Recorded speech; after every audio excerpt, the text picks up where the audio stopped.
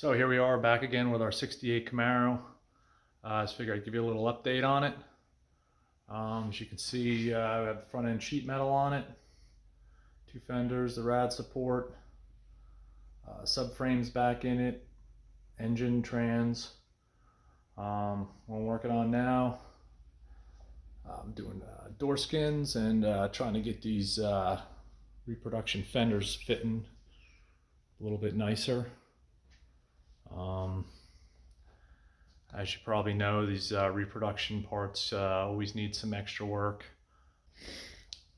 So this is our reproduction fender.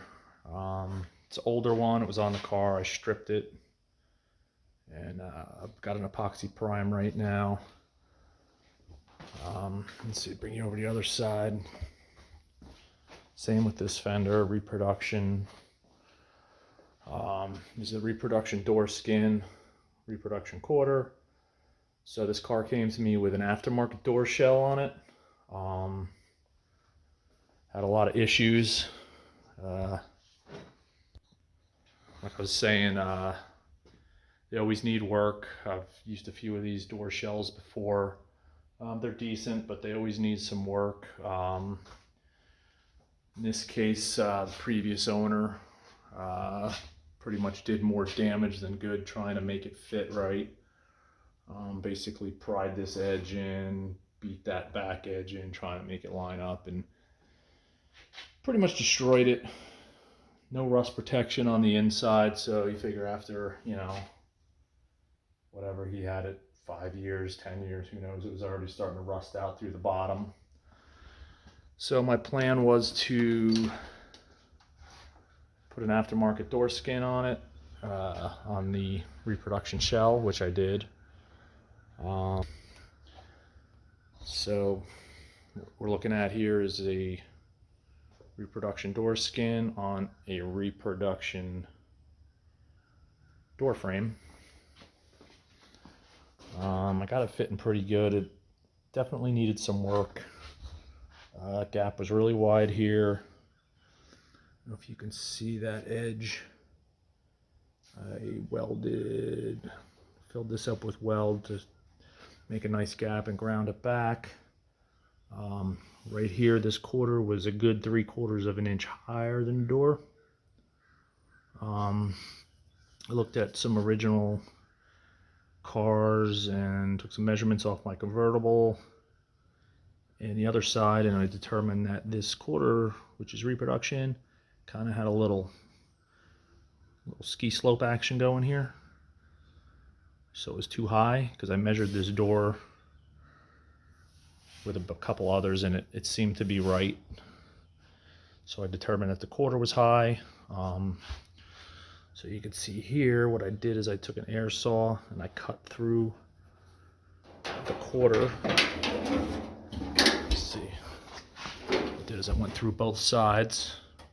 I just took an air saw and just pretty much cut all the way back to about here. Took a little material out of the lower edge, and then I was able to tap this down to where it was pretty even with the door, and then I welded it back up all the way around and ground it flat. I have to do a little more grinder work on the inside. I have my window fuzzies, so I made sure that laid in there nice and smooth and flush. So I got this gap worked out. Bottom was good. This is a reproduction fender, and I changed the rockers on it. So I'm good down there. I have a pretty good gap here. Hair wide here. I'm probably going to address that later. But this top was off the charts. I mean, this gap was so wide here and up here. You can see I added,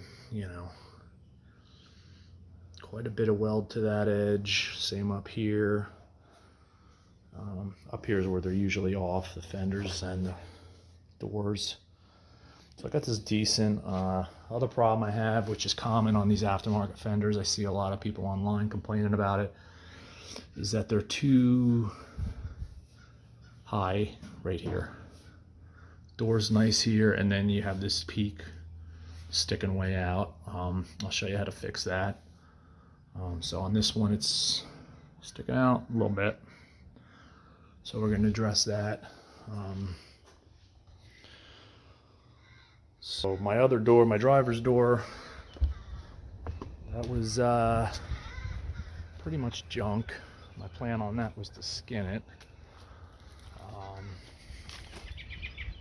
So this is my junk pile out here.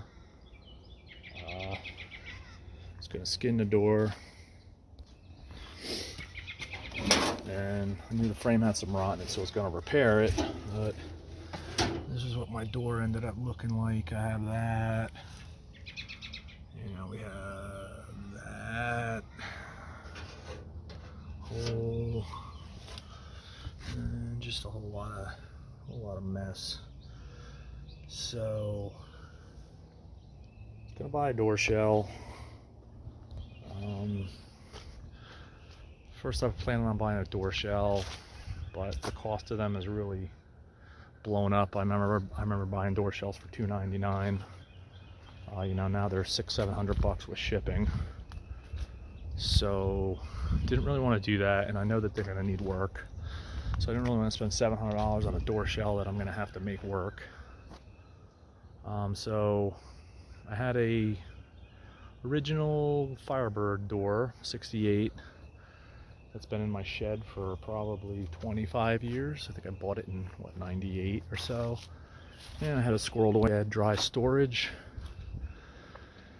So that's what this is. This is the skin off of it. Door's totally rust free. It was just battered on the outside.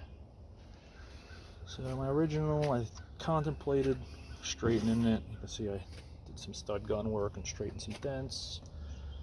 And I uncovered some old sins down there, some mud, and started looking around at the frame and, you know, realized that it's probably better just to skin it. And I had a skin, so this is the original skin of that door.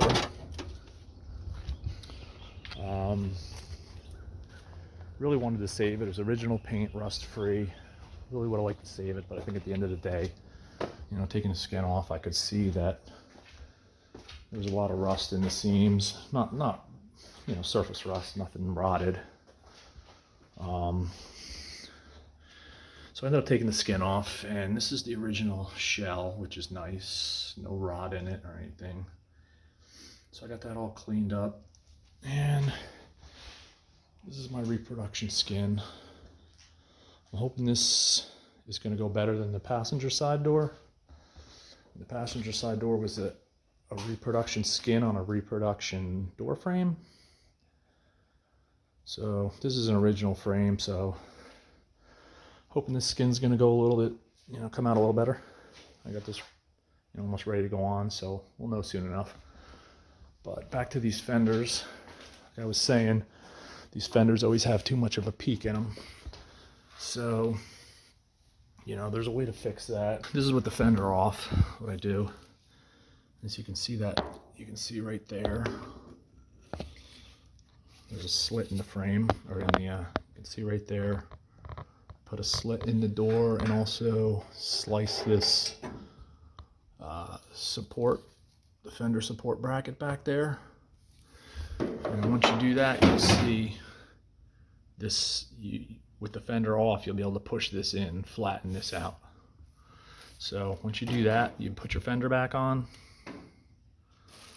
and then, you know, you have your door on there, and basically you can push the fender in until it's flush with your door. Let me show you on this side. Push this centerpiece in until it's flush with your door, until you, as you push this in, the bottom's going to go down also, so it'll help your line down here. Once you get it where you want it, you're gonna, with the fender on, you're gonna throw a few tack welds on that slit you made just to hold the position. So you're gonna put a couple tacks in here, you know, to hold it where you want it. And then you can take the fender off and, you know, weld it back up. And the fender should stay where, you know, it should stay where you put it. And that solves that problem. Also, what you want to do is you want to make sure that you have shim, you know, your shim stack in the back at the bottom of the fender before you tighten it up. Because what's going to happen is there's a pretty good space between the bottom of your fender. Let's see that. If I can get in there. You can see those shims I have in there. There's a pretty good space between the bottom of your fender and where that threads on that lower cowl are. So you got to put your shims in there to take up that space, because if you don't, what's going to happen as you tighten the bottom of the fender, your bolt is going to push the fender up, which is going to bow this out, and that's what you don't want. So if you put those, once you have this set, you put your shim stack in there, so where you have this equal on the bottom of your, you know, your bottom of your fender to the bottom of your rocker, and everything looks good. You put as many shims as you get in there, and then you tighten it. So you should only have to give it, you know, a turn or two, or just to get it tight. What you want to avoid is tightening it and pushing this bottom of this fender up, because then you're going to bow this back out. So that's just a little tip for these aftermarket fenders, because, you know, generally they fit good. They usually need a little tweaking up here, like on this. You know, I just put a little pry bar under here and give this top edge a little tweak. On this, you can't see now because the door's off, but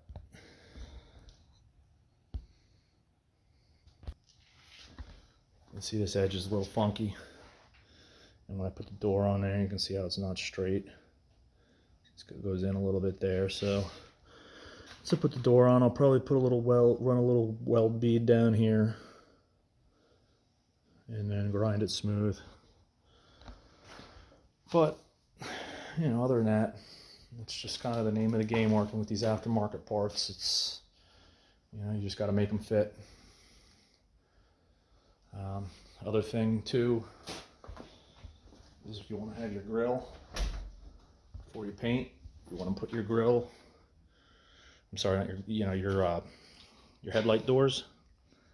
You want to mount them in here and make sure they fit, because a lot of times the radius of this fender opening doesn't fit the headlight bezels, so you're gonna have a gap somewhere around here.